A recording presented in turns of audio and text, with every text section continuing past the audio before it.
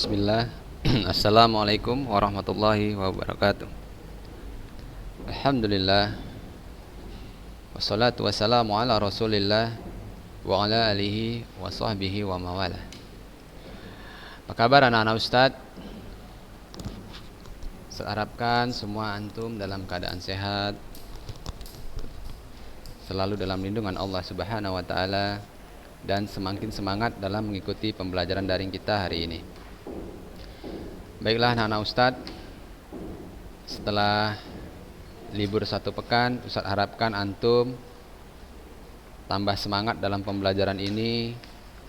Dan jangan lupa antum persiapkan peralatan-peralatan tulis antum, sehingga dapat mencatat materi-materi yang Ustadz sampaikan ini. Baiklah anak-anak Ustadz, kita hari ini masuk ke bab 2, yaitu teknologi informasi dan komunikasi, ya, atau disingkat dengan TIK. Oke, di sini Ustadz bacakan sedikit tentang sejarah teknologi informasi dan komunikasi, ya. Ya, perkembangan peradaban manusia diiringi dengan perkembangan cara penyampaian informasi, yang selanjutnya dikenal dengan istilah teknologi informasi. Mulai dari gambar-gambar yang tidak bermakna di dinding-dinding gua, peletakan tonggak sejarah dalam bentuk prasasti, sampai diperkenalkannya dunia arus informasi yang dikenal dengan nama internet. Nah, di sini anak-anak Ustadz, ya, zaman dahulu, ya, menyampaikan informasi, ya, pada zaman-zaman purba dulu, menyampaikan informasi dengan menggunakan gambar-gambar yang ada di dinding-dinding gua. Jadi bagi anak-anak Ustadz, antum sekarang sudah berbeda masanya, ya. Antum sudah mengenal dunia internet, ya. Dunia internet, ya.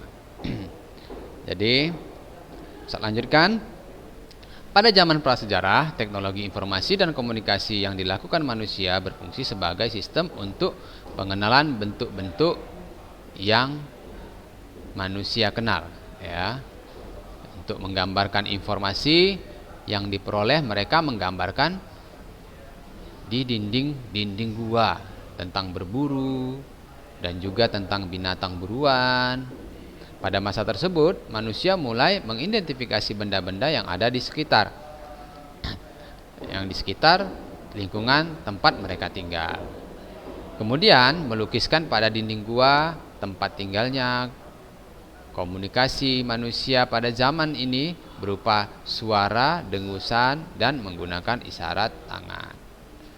Ya, pada zaman sejarah mulai diciptakan dan digunakan alat-alat menghasil bunyi dan isyarat seperti gendang, trompet yang terbuat dari tanduk binatang. Ya, jadi anak-anak Ustadz, ya, untuk mungkin memanggil seseorang, ya, menyampaikan informasi dengan jarak yang jauh, bisa menggunakan, ya, isyarat-isyarat bunyi, ya, seperti gendang, ya, atau lonceng-lonceng, agar dapat terdengar dengan jarak yang jauh. Kalau kita sekarang sudah tidak seperti itu lagi, ya, karena sudah kemajuan teknologi kita saat ini, ya. Kita dengan jarak yang cukup jauh, ya, menyeberang pulau, kita bisa langsung berkomunikasi, ya.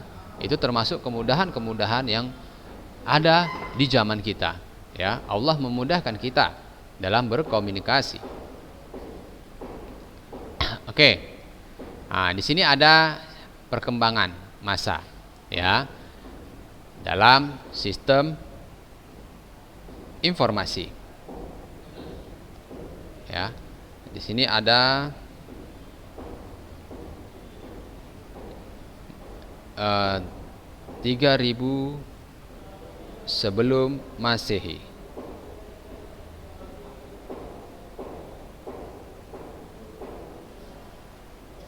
Ya, Untuk pertama kali tulisan digunakan oleh bangsa Sumeria dengan menggunakan simbol-simbol yang dibentuk dari piktografi sebagai huruf. Simbol atau huruf ini juga mempunyai bentuk bunyi atau penyebutan yang berbeda, sehingga mampu menjadi kata atau kalimat, ya. Ya, piktografi ini ya termasuk bentuk-bentuk simbol-simbol yang bergambar-gambar juga ya anak-anak Ustadz. Oke, kemudian kita memasuki 2900 sebelum Masehi. Ya. Pada masa ini bangsa Mesir kuno menggunakan huruf hieroglif. Hieroglif merupakan bahasa simbol di mana setiap ungkapan mewakili oleh simbol yang berbeda. Jika simbol-simbol tersebut digabungkan menjadi satu rangkaian akan menghasilkan sebuah arti yang berbeda. Bentuk tulisan dan bahasa hieroglif ini lebih maju dibandingkan dengan bangsa Sumeria tadi. Ya, jadi sini sudah ada penggabungan ya, rangkaian gambar-gambar ya, simbol-simbol ya. Oke, kemudian kita masuk ke masa 500 sebelum Masehi ya. Ya, di sini manusia sudah mengenal cara membuat serat ya dari pohon papirus yang tumbuh di sekitar Sungai Nil. Serat papirus dapat digunakan sebagai kertas. Ya, kertas dari serat pohon papirus menjadi media untuk menulis atau media untuk menyampaikan informasi yang lebih kuat dan fleksibel dibandingkan dengan lempengan tanah liat yang sebelumnya juga digunakan sebagai media informasi.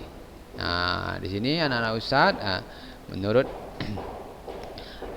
buku ini ada ya tahun 500 sebelum Masehi bahwa bangsa manusia sudah mengenal kertas ya. Kemudian tahun 1005 Masehi, 105 maksud Ustadz, 105 Masehi, pada masa ini bangsa Cina berhasil menemukan kertas. Ya, bangsa Cina juga sudah berhasil menemukan kertas. Kertas yang ditemukan adalah kertas yang dikenal sekarang ini. Nah, kertas ini dibuat dari serat bambu yang dihaluskan, disaring, dicuci, kemudian diratakan dan dikeringkan. Penemuan ini juga memungkinkan sistem pencetakan yang dilakukan dengan menggunakan blok kayu yang ditoreh dan dilumuri dengan tinta. Sistem ini sekarang dikenal dengan sistem cat ya, istilah cap ya. Oke. Nah, jadi di sini bangsa Cina sudah mulai menemukan kertas ya anak-anak Ustadz. Oke. Nah, nanti ini kita lewatkan saja. Nah, kita masuk ke media penghantar komunikasi. Ya. Nah, di sini ya, medianya kita langsung saja ya. Media komunikasi masa lalu kuno yang pertama ya, ini seperti yang telah diuraikan bahwa perkembangan teknologi informasi komunikasi sudah dimulai sejak zaman prasejarah. Pada saat itu alat komunikasi masih sangat sederhana seperti suara dengusan atau isyarat dengan menggunakan asap ya, atau isyarat tangan ya. Komunikasi adalah penyampaian pesan informasi oleh seseorang kepada orang lain atau pihak lain secara langsung, lisan maupun tidak langsung menggunakan alat atau media komunikasi ya. Nah, ini beberapa alat komunikasi tradisional yang kita kenal. Yang pertama itu kentongan ya. Mungkin sampai sekarang kita masih ada nih yang menggunakan alat ini, kentongan ini ya. Biasanya untuk ya memanggil atau memberikan tanda kalau ada musibah misalnya. Oke, kentongan digunakan di Indonesia sejak lama. Alat ini sudah ada sejak zaman Kerajaan Demak, Surakarta, Goa Talo, dan Yogyakarta. Kentongan berfungsi untuk memberikan informasi kepada masyarakat bahwa telah atau akan terjadi sesuatu. Tanda atau kode digunakan berbeda-beda. Kentongan besar biasa disebut dengan beduk. Ternyata anak-anak Ustadz, beduk itu juga termasuk ke dalam keluarga kentongan ini, ya. Ya, jadi biasanya ketika kentongan ini dibunyikan untuk menandakan sesuatu, ya, sesuatu yang penting tentunya, ya. Jadi makanya kalau antum melihat ada kentongan di suatu tempat, ya, jangan antum sembarang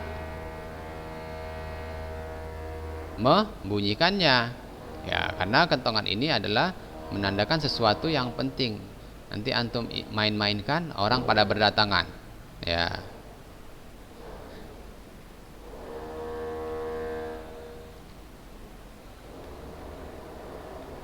Oke, ini Ustaz lewatkan. Kemudian kita masuk ke daun lontar, ya, daun lontar anak-anak Ustaz. Ya, pada zaman yang sedikit lebih maju, manusia sudah memulai memakai bahasa tulisan sebagai komunikasi.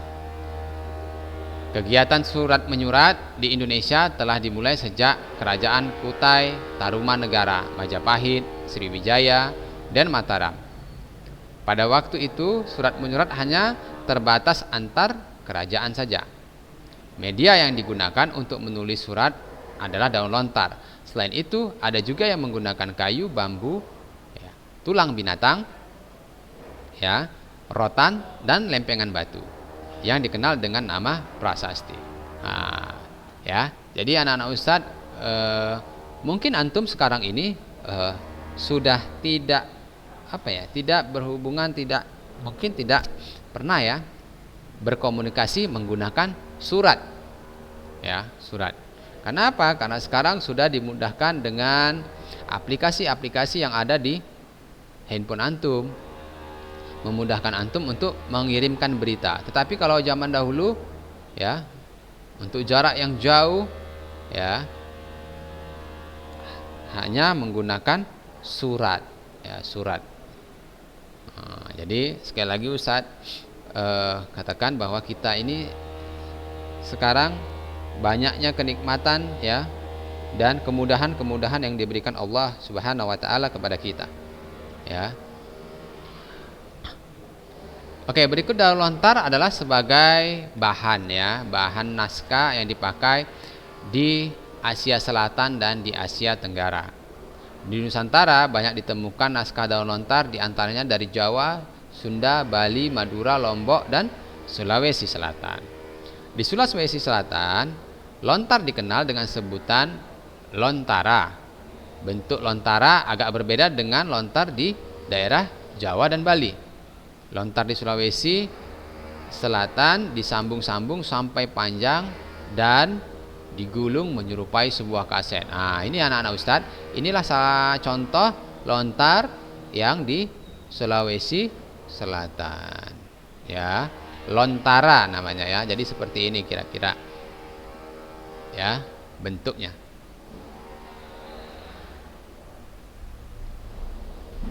Oke, kemudian kita masuk, ya, alat komunikasinya adalah lonceng.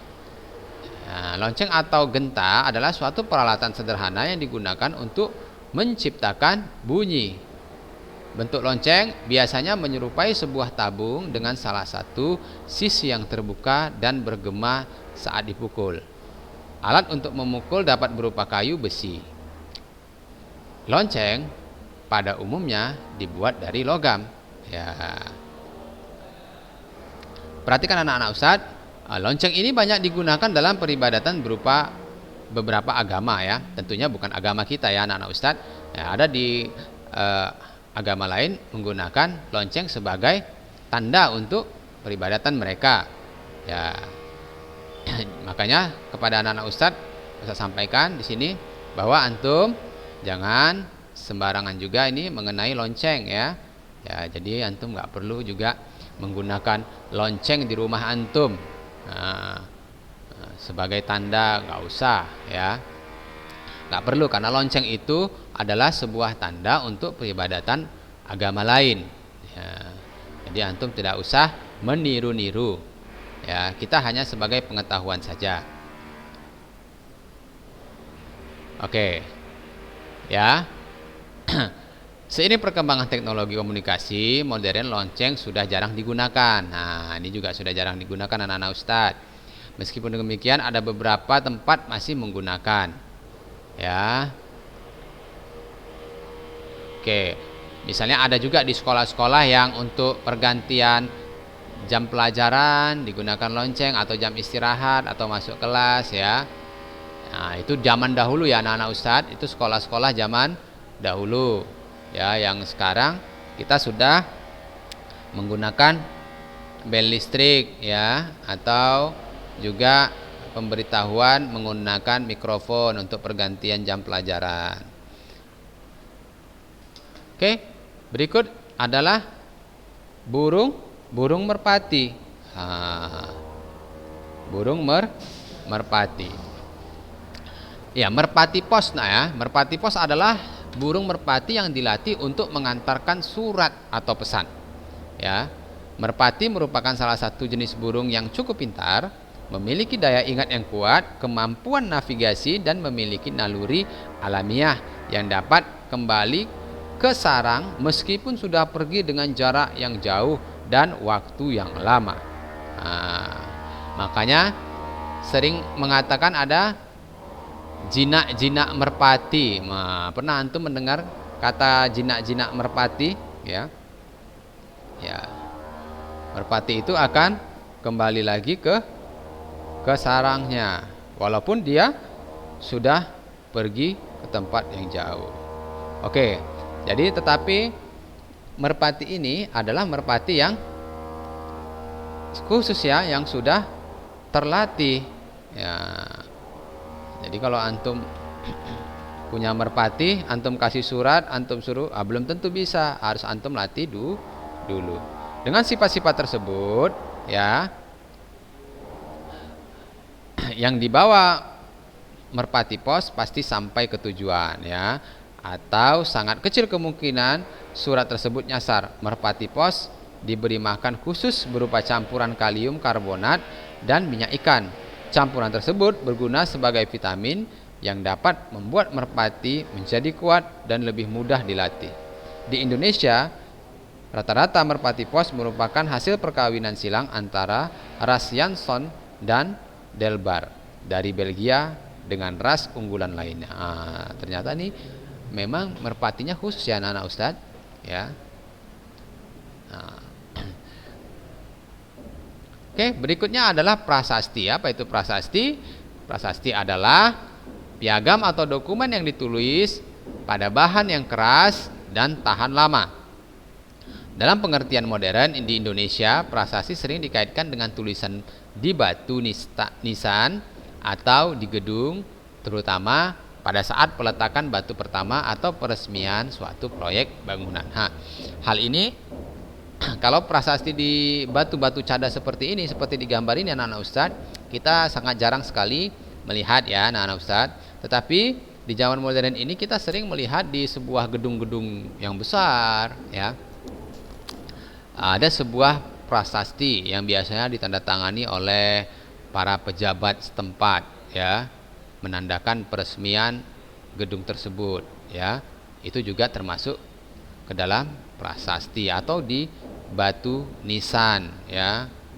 Ya, kalau antum sering melihat ya orang yang di makam-makam kemudian di atasnya ada tulisan namanya, ya itu termasuk juga ke dalam prasasti. Ini juga termasuk sebuah media komunikasi ya. Berikutnya adalah trompet ya, atau tanduk hewan ya. Biasanya ini digunakan sebagai alat komunikasi ya, menandai atau memulai suatu kegiatan ya. Trompet juga digunakan saat perang untuk menandai perintah dan pergerakan pasukan. Nah, ini zaman dahulu ya anak-anak Ustadz, menggunakan bunyi-bunyi seperti ini ya. Tapi kita tak perlulah juga, karena trompet ini juga bukan budaya dari kita ya. Umat muslim tidak menggunakan bunyi-bunyian trompet, apalagi trompet-trompet yang termasuk ke dalam alat musik ya. Ini harus antum hindarkan, ya, biar kita tidak kembali seperti awal yang Ustadz bilang tadi, seperti lonceng, tidak meniru-niru, ya, dari kegiatan agama orang lain ataupun yang tidak sesuai dengan syariat agama kita, ya. Oke. Nah, ini ada yang terbuat dari keong dan ada yang terbuat dari tanduk, ya, anak-anak Ustadz. Nah, Ustadz lanjutkan saja. Kemudian ada asap, ya, asap, ya. Secara umum, sinyal asap digunakan untuk mengirim berita, sinyal bahaya sebagai tanda darurat untuk mengumpulkan orang ke suatu tempat, ya. Alat komunikasi ini biasa digunakan untuk mengirim satu pesan rahasia kepada teman ataupun lawan. Alat komunikasi ini bisa digunakan untuk mengirimkan suatu pesan rahasia kepada teman ataupun lawan. Nah, ini sebagai contoh, misalnya kalau antum ternyata pergi, ya, ke sebuah hutan atau mendaki gunung, ternyata antum terpisah dari rombongan antum, ya.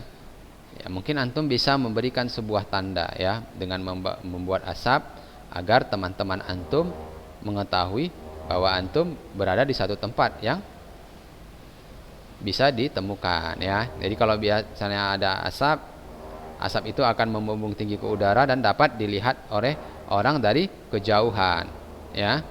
Jadi itu juga bisa kita gunakan sebagai tanda, ya, anak-anak Ustadz. Kemudian ya, berikutnya adalah serat papirus, ya. Ini yang tadi dijelaskan di awal, ya, bahwa ini digunakan pada masa 500 sebelum Masehi di daerah Sungai Nil sebagai media menyampaikan informasi, ya. Serat ini dibuat dari serat pohon papirus, ya. Ya, jadi ini bentuknya kalau kita lihat, ya, sudah seperti kertas, ya, anak-anak Ustadz.